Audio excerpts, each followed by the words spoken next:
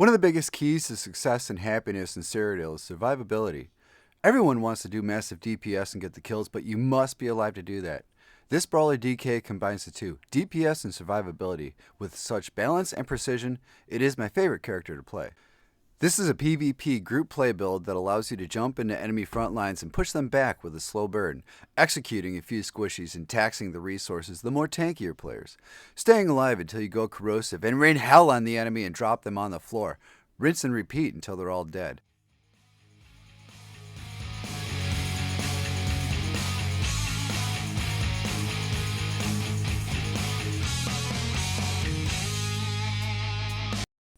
This is Boundless ESO, and I am Easy Demosthenes. Let's get to it.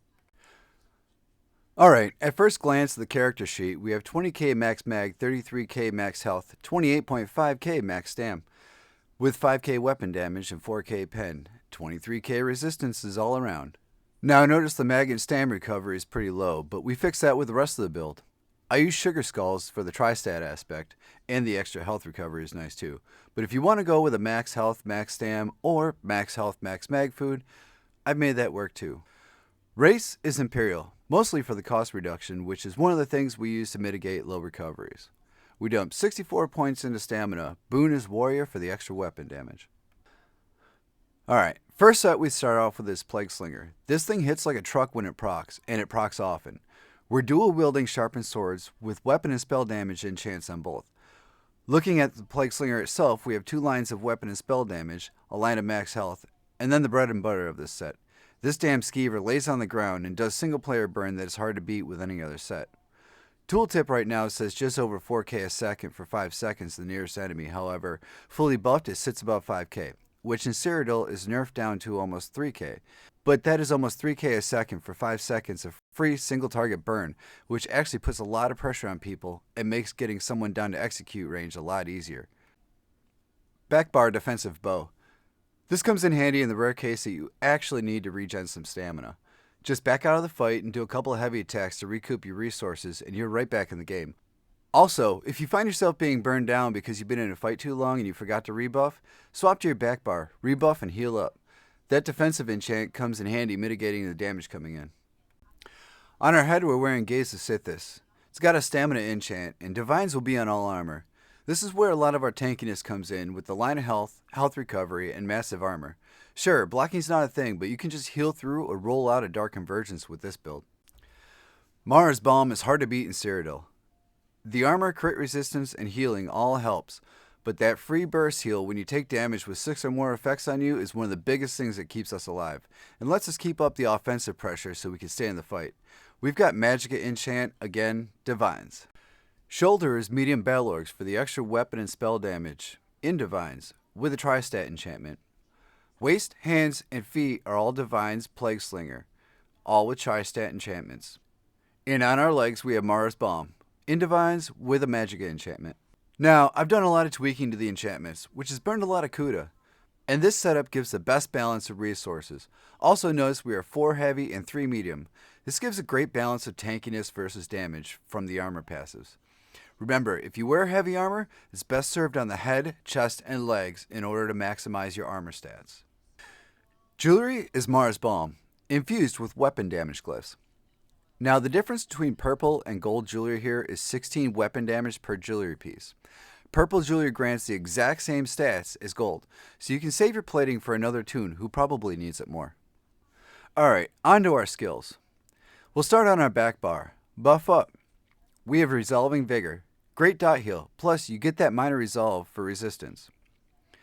Coagulating Blood is a massive burst heal, especially if your health goes low. Plus, it procs Burning Heart, which increases your healing received by 12%, so you pretty much come back to 100% from execute range, especially if you throw a Vigor directly after. Hardened Armor, your search for major resolve. Plus, you get that small shield, which is handy if you have to backbar in the middle of an engagement to rebuff and heal up. Flames of Oblivion is a beautiful thing. You want to have it going at all times. You just watch them fireballs launch out doing free damage while you concentrate on burning people down with your other skills. Plus, it pairs well with Plague Slinger. If you get them hitting one person at the same time, it's huge free burn on the enemy. Cinderstorm is also something you want to have active at all times. Try to put it on the ground where you're fighting. You'll get healed from it, and it reduces enemy movement speed by 70%. Most importantly, it's our source for minor brutality, which comes from the Mountain's Blessing passive. This is completely feasible to have active 100% of the time for maximum damage output. Alright, onto our kill bar. I'm going to do this in order of how I engage the enemy, so the rotation is fully understood. Assuming you have activated your back bar buffs, we start with a Flying Blade. This is our source for major brutality, plus our gap closer when we hit someone for a second time. The nice thing is, the second cast is free and does more damage. Hard part is hitting the same person twice, but it's something you get used to, especially if you highlight the enemy. As soon as you gap close with Flying Blade, spray everyone you can with your Noxious Breath. Great AoE with nice dot pressure, and your source for major breach for everyone you are able to hit. Draw Essence is awesome. This will sometimes be your Magicka spammable when you jump in a large group. It produces great AoE pressure, pointing out the squishies, but also gives you massive heals. And if you're not spamming it, wait for that second burst of free damage that comes out after 2.5 seconds. Lava Whip is your spammable, doing nice single target damage to people all over the battlefield. Plus, the Power Lash brings in yet another random heal.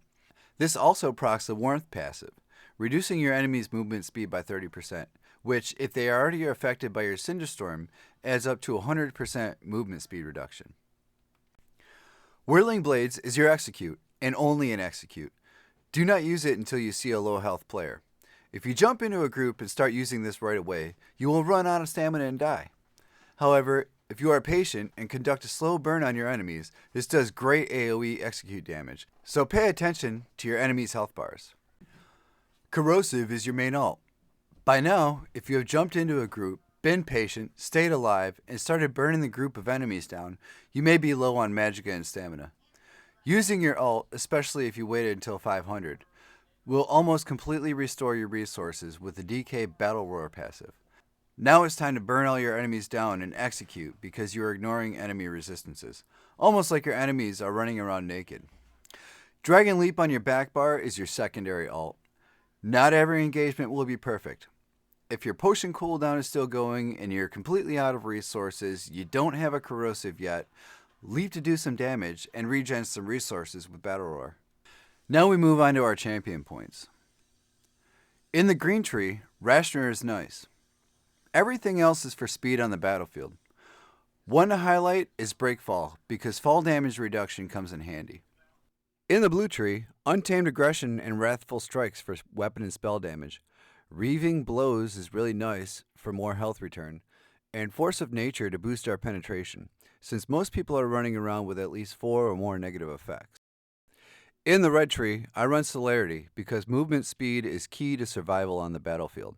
Spirit Mastery helps with battlefield reses, keeping friends in the fight, essentially making the fight easier to win, and Fortified for armor and Boundless Vitality for health. Okay, on the training dummy, we'll put together all the moving parts, get everything to proc, and take a look at our results. So we're sitting at 6675 weapon damage and almost 32k resistance, 1.7k crit resistance, and everything else is pretty much the same. And that is my Stam DK Brawler. I hope you enjoyed the video and I hope this helped. Give it a try, let me know what you think in the comments, and like and subscribe and enjoy these clips.